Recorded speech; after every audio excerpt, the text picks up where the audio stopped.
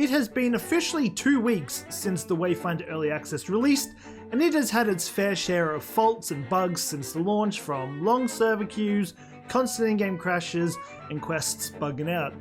If you guys are following the Wayfinder Discord, then by now you guys are probably aware, but as of yesterday morning, Solid Age, who is a part of the Airship Syndicate, announced that we are going to have our first big patch coming to the game, which is patch 0.1.2.0, and will be releasing later today, which, as of the time recording this, is currently being deployed, but by the time this video goes up, it will most likely have been out for a few hours. Keep in mind though, this patch isn't adding anything new to the game, it's just loaded with loads of fixes to the game, such as fixes for combat and gameplay, Nis, Kairos, Venomous, quests, lost zones, hunts, housing, localization, misc, known issues, and issues they are currently tracking, which in this video we are going to cover everything that is coming in this patch to keep you guys up to date with everything that is happening. Okay, jumping into our first bit of fixes we have for the combat and gameplay, Night's Maw event cooldown has been significantly reduced from 2 hours to every 60 seconds in the Highlands. Burst rifles now automatically begin firing after reloading.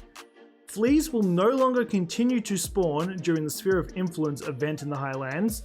Arcane build-up mastery will correctly increase damage based on momentum for all execution and melee weapon types. Arcane build-up mastery level 3 will deal arcane energy bursts for all execution and melee types, weapon types as intended. Sniper rifle mastery correctly boosts damage at long range.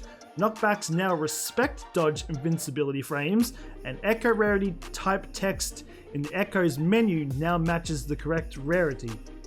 Next up, we have a quick fix for Nis, where Nis's lingering shadow buff icon refreshes correctly in the player HUD after 3 stacks when active. Moving along to my boy Kairos, level 3 of Kairos, Arcane Focus, will now deal the intended additional instances of damage. Moving along to Venomous, she has a few extra fixes. Venom thrusters now activate immediately and move slightly faster. When using Venom thrusters with no movement input, you will no longer travel off to the side instead of going backwards. Using Venom thrusters while ADS or blocking will no longer cause the player to travel off to the side. Okay, next up, moving along to the quest fixes, players will no longer get kicked when collecting loot during the Lighting the Flame quest dungeon instance. Removed a duplicate Road to Ruin quest name at Seeker Avala in Deepwood Halt. Fixed a bug where side quest XP was scaling unintentionally with difficulty spheres. And Hidden Knowledge side quests can now be completed in any Aurelian Lost Zone, and also counts any variant of the Decoder event. Okay, next up we have the fixes for the Lost Zone. We have known actions kicking the player with a problem saving user data has been addressed. Alternate personas will now appear equipped on Wayfinder models at the Expedition reward screen. Gloom ambush events in the Lost Zone will now reward the player with Gloomstone shards upon completion. Reduce the amount of enemies that spawn during the Excavation Unit, Supply Raid, Supply Run, Chain Gang, and What Lies Beneath event in the Pit. Enemies at the end of the Lost Zone expeditions can no longer spawn out of bounds and prevents the player's ability to complete the expedition. Party invites can no longer be sent to any online player actively in the Lost Zone instance. And new music variations have been added to the Deep Mines expedition. Okay, moving along to the hunts, rifles no longer can transfer an orb to a husk enemy by shooting it during the Dread Legion hunt. The number of enemies that spawn during each phase of the Dread Legion hunt is reduced. Bombs will now explode quicker when passed to an enemy in the Dread Legion hunt. Players can no longer get stuck and die between the holographic tiles in the Dread Legion hunt. The hand rejoined ground slam attack AoE warning indicators are now visible during the Agent Hand hunt. This is a mouthful to say, and fixes an issue where some hunts were rewarded unintended loot on completion. Okay, next up we have a few quick Fixes to the housing. It reduces the amount of resources required to craft housing item recipes. Temporarily, players will be unable to switch their equipped Wayfinder or weapons while inside the apartment. And the Trickster Artifice artifact now has a cooldown timer and can only be interacted by the player who owns the apartment. Next up, we have a quick fix for the localization. Fixed several miscellaneous text issues throughout the game. Translated VO has been added to numerous quests and cutscenes. Okay, we have quite a few fixes for the miscellaneous, but the Enchanted Tower Compass item reward from the Exalted Founders Pack will now appear in the player's key items inventory. 5% reward tower experience is earned from the Enchanted Tower Compass item as intended. Purchased Founders Pack will visually display its owned in the shop menu. Players can immediately equip newly acquired Wayfinders or weapons from Founders Packs without needing to travel first. Several echoes now have their missing icons, and the camera collision improvements have been added throughout the game. Okay, next up, these are some of the known issues that they're aware of. I know one of them I've definitely noticed, and it was quite annoying, but we'll get to that. But helper coins are not rewarded to players upon expedition completion in the Codex holes, the pit, and the Shrouded Woods. Helper coins will be rewarded to players in all other zones and hunts. Debug text is visible in the duplicate bindings pop-up in the settings menu.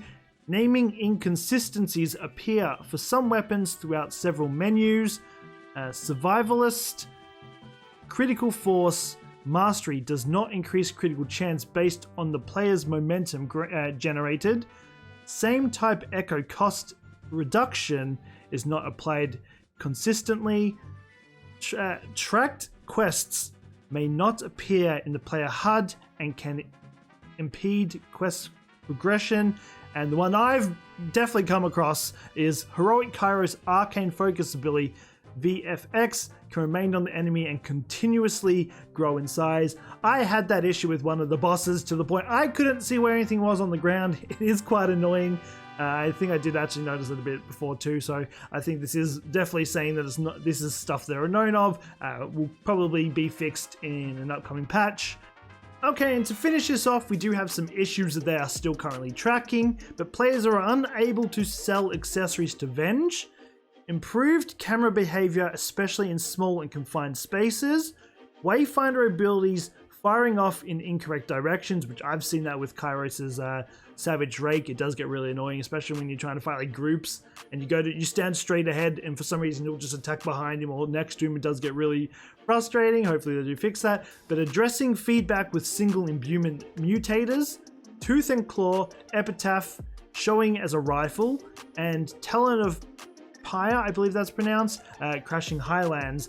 So yeah, that is all the updates we have currently for this big patch. Again, it is our biggest patch. I think there was one like little tiny patch, like day 1 or day 2 when they actually released. Didn't really cover it because there was literally only like 2 things in it that they fixed. But when we get things like this, when there's actually a lot of information, I'll definitely keep you guys in the loop.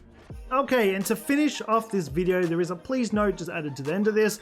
Previous version of these notes included engaging with the Talon of Pyre in the Highlands no longer leads to a server crash. This fix is not in this build as we continue to troubleshoot the issue causing the server crash issue with Talon of Pyre. But that is going to do it for this update video. As I said, there is a lot to it. They've got a lot of fixes, really cool. As I said before, I think there was one little one, but I didn't really cover it because there was literally only 2 things in it. It wasn't really worth it.